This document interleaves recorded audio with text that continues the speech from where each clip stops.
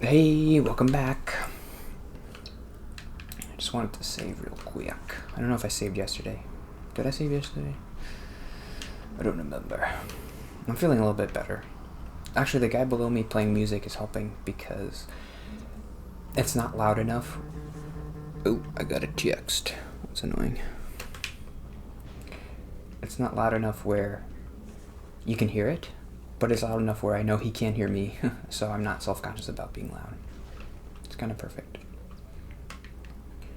He has played his music louder sometimes, and like where it's like I have my noise canceling headphones on and I can still hear it.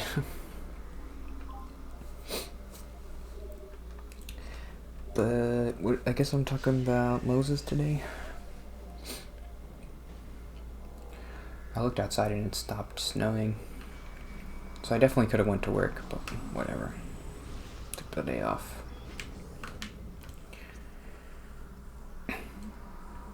He got about 6 to 7 inches, maybe.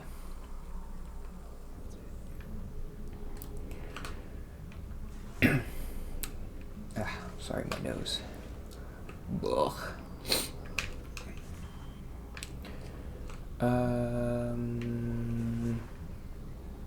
Moses is a cult leader. It does.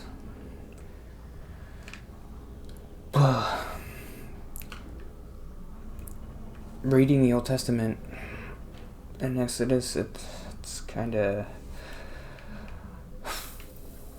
I don't know. I guess as Christians, we believe that the Old Testament is God breathed, like whatever that means. But so it's all basically we have to take it at its word that it actually all happened. I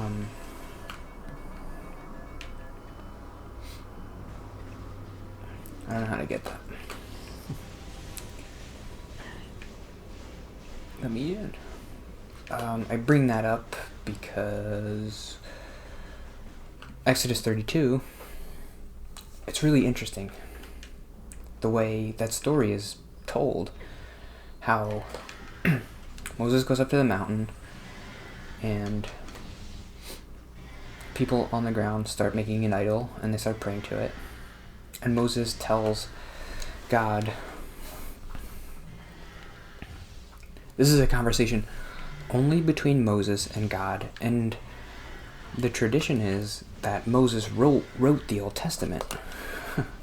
So, if you're kind of a skeptical person like I'm being, you might think, oh, Moses wrote this to make him look good.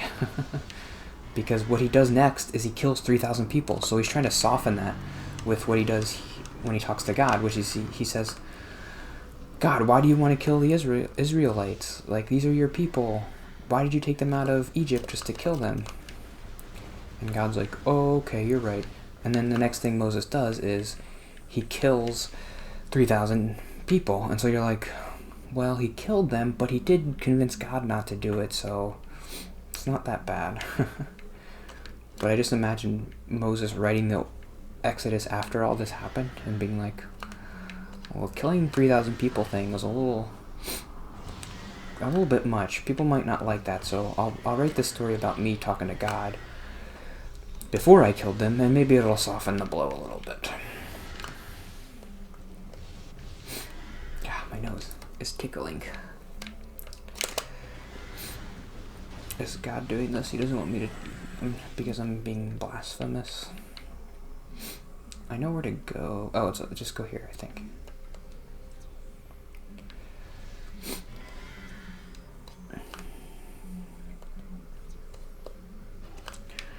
Let's do it. Whoop.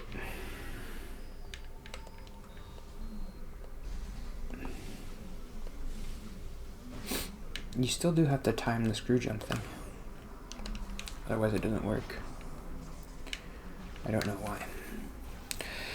So Moses, if you read the Old Testament, he does, up until the point where he frees the slaves, he's kind of like a hero. He's kind of like a normal person. But after that, when he's leading the Israelites through the desert, and he's coming up with all these crazy rules, and he's killing people. It's kind of like he's a cult leader.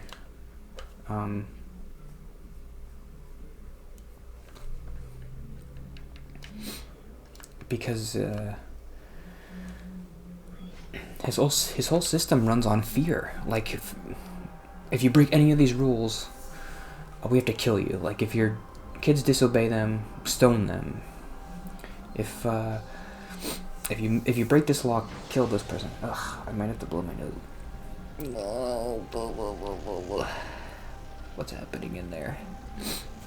When I'm talking, it's vibrating my nostrils. Stop it. Ugh, almost snotty.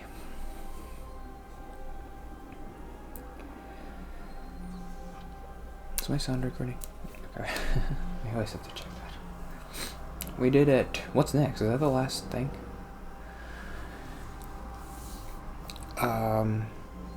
Oh, this is a point I wanted to get to. Well, let's talk about the tabernacle. The tabernacle's pretty crazy.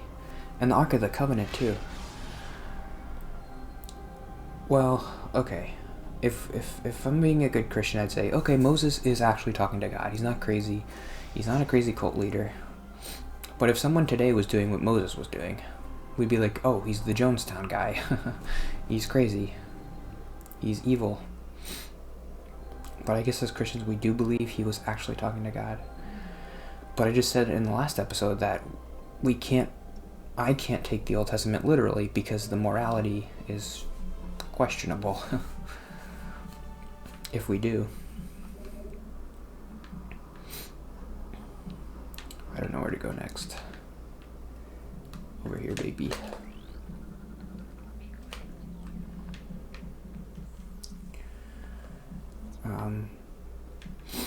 So what do I do? The tabernacle. He comes up with so many crazy things that, like, if he wasn't really talking to God, you'd say this guy is a horrible monster and insane. He seems crazy.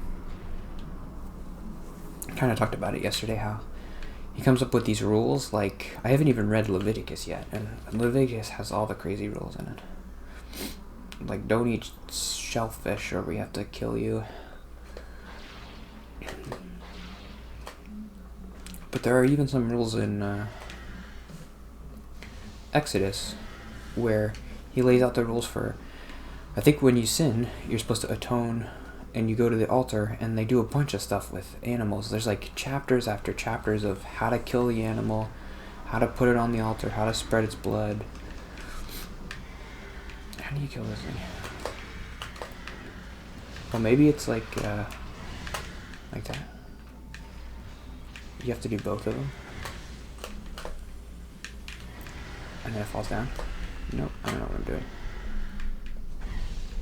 This is annoying.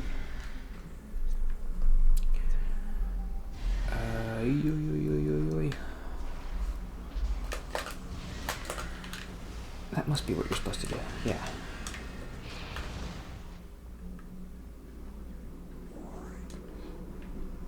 Who's that guy out there? Can I scan him?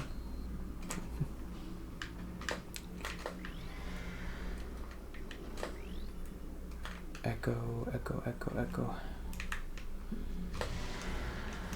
How do I do this again? There might be like an energy tank in there. Well, whatever.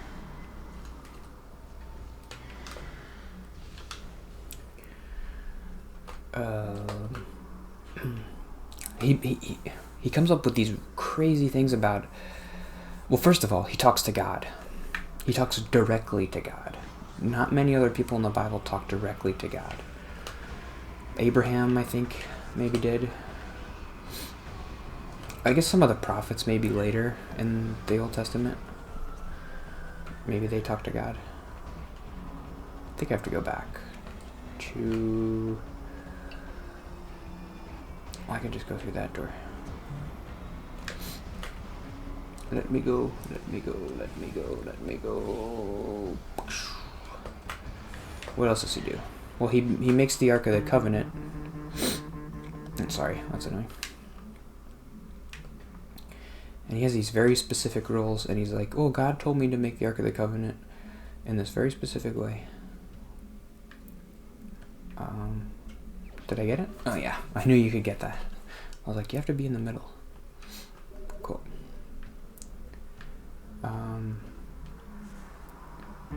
Then, of course, I should put it down here. If you break any of the rules, they have to kill you. That's the kind of extremism of a cult leader, right? What's some other stuff he does? He makes the tabernacle. And I think Moses believed that God was... So the tabernacle...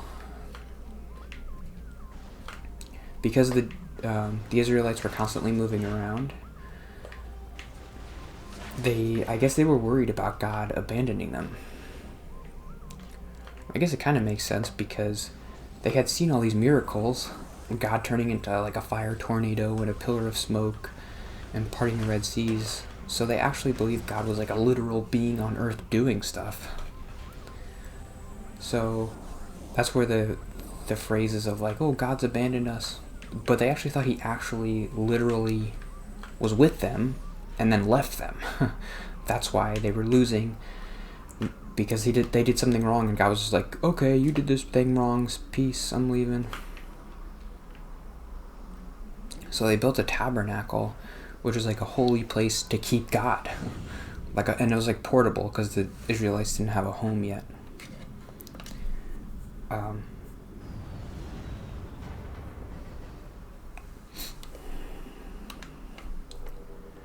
Oh, the knight gets me to Torvis Bog. That's interesting. Should I explore this room? I'd never went in that room before. And now I can. Whatever. I'm gonna go back. But I wanna go in here first. Okay, I'll go back.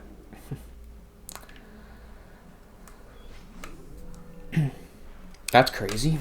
Moses convinced them of that. I guess they didn't really need much convincing because they had seen all the crazy things. But again, Moses was the one who wrote the Old Testament, so he could have just wrote it. And then God was there in a fire, smoke, pillar. But it's just metaphorical. He wasn't really there.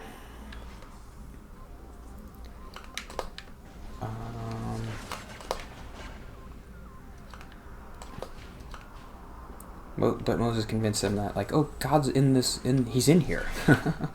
He's in this box. And then they built the temple, and then there was kind of a place, I guess that they put the tabernacle in the first temple. And then nobody was allowed to go in there except the highest priest or whatever to talk to God. But the way it's framed in the book, I don't understand how anybody could take it literally. God's literally in this box. I don't know who I'm arguing against. I do feel like, the pastor at my old church said that he believed that everything in the Old Testament literally happened. So I guess I'm arguing against him. I can't believe that.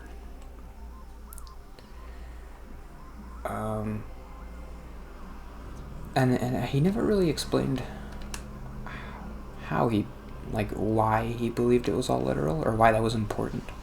I mean, as a Christian, all you really need to believe is when Jesus died and he came back to life.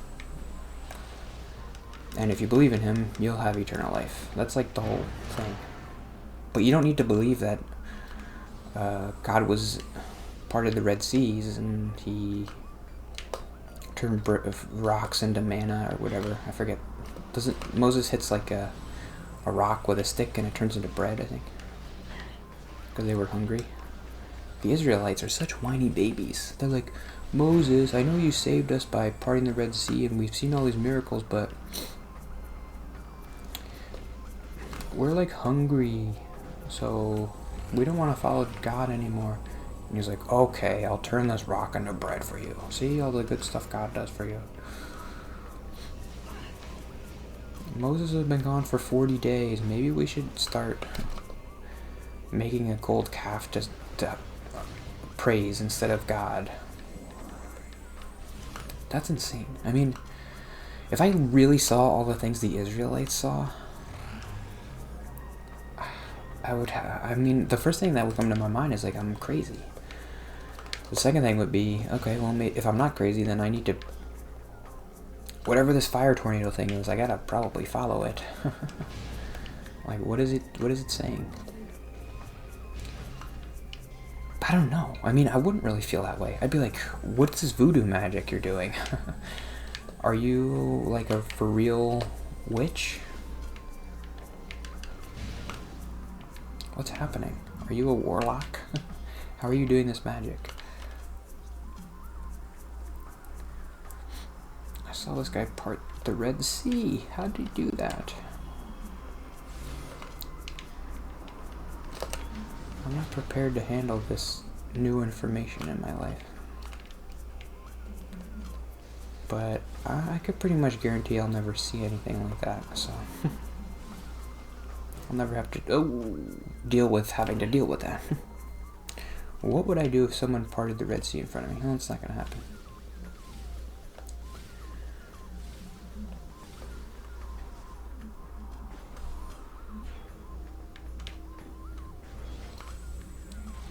I don't know what I believe anymore.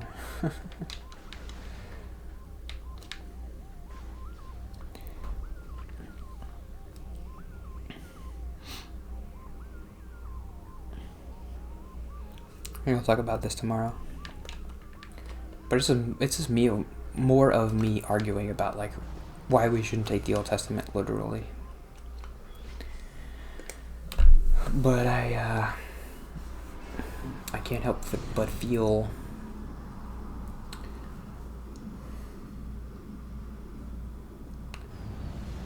if you do take the Old Testament literally, why would God create the system in which such terrible suffering is part of his plan? I don't think I'll ever understand that. Which is why I can't take the Old Testament literally. Why? Maybe I won't talk about this tomorrow. I do want to do 8 episodes today. God was going to kill the Israelites for worshipping an idol. Why would he create that system? Free will isn't enough to justify slaughtering fathers in front of their kids and being a terrorist and being like, you have to be afraid of me. I'm gonna kill you if you do one little thing wrong. There's no redemption for you. You're not allowed to do anything wrong or I'm going to kill you. That was the Old Testament. Then Jesus comes and he's like, there is redemption. And so that's why I'm a Christian and not a Orthodox Jew or whatever.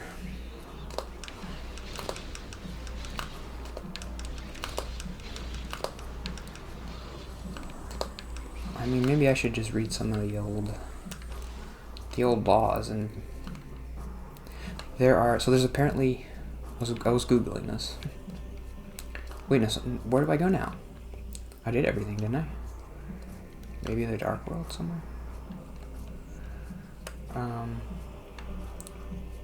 Apparently there are 613 mitzvah, which are Old Testament laws. So let's read some of them to you. I don't know if it says the punishment or it just says the rules. But in the Old Testament, I remember there being... Most of the punishments just like, you break this rule, we have to kill you. Okay, where's the...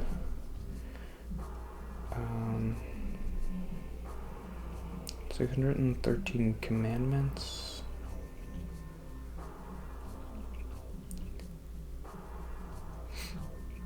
Does it list them here? Yes, it does. Let's go down to the bottom, where they keep the good stuff. No, it doesn't say the punishments, because it just says to rest the land during the 7th year. I mean, there's some good stuff here too. I remember there is one mitzvah that's like keep a quarter of your farm plot for the poor. That's pretty nice. But it's kind of undercut by don't eat salmon or we have to kill you. Sanctify the 15th year. Don't work the soil during the 15th year. Levites might... And I talked about this last week, but it doesn't say here. It never says...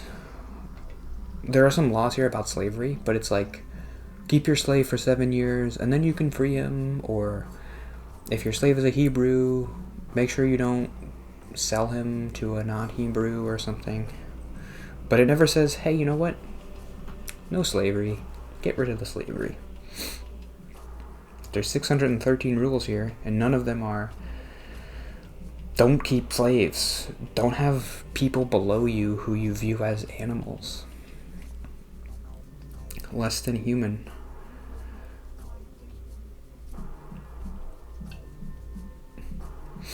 Yeah, I thought they would give the Leviticus laws. Prohibitions in Leviticus don't apply to Christians. Well, that's nice to know. I've been eating so much shellfish.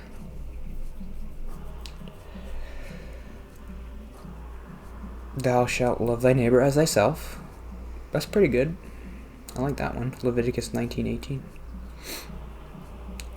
Be holy, for I, the Lord your God, am holy. That's interesting.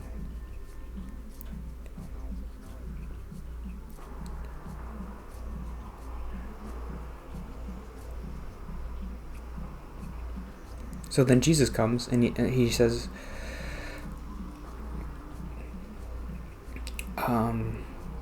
love your God and love your neighbor. Then he said, on these 2 commandments hang all the law and all the prophets. These 2 principles are the foundation for all the writing. So Jesus comes and he's like, I know there's a lot of rules in the Old Testament, but these are the 2 main ones. If you break these 2, then it doesn't help if you break these 2 top laws and then follow all the bottom ones. If you break these, you're pretty much breaking the other ones. If you're not loving your neighbor and you're not loving God, it doesn't matter if you don't work on the Sabbath. Who cares? That's like a nitpickery of it. Okay, I don't know. See you tomorrow. Bye.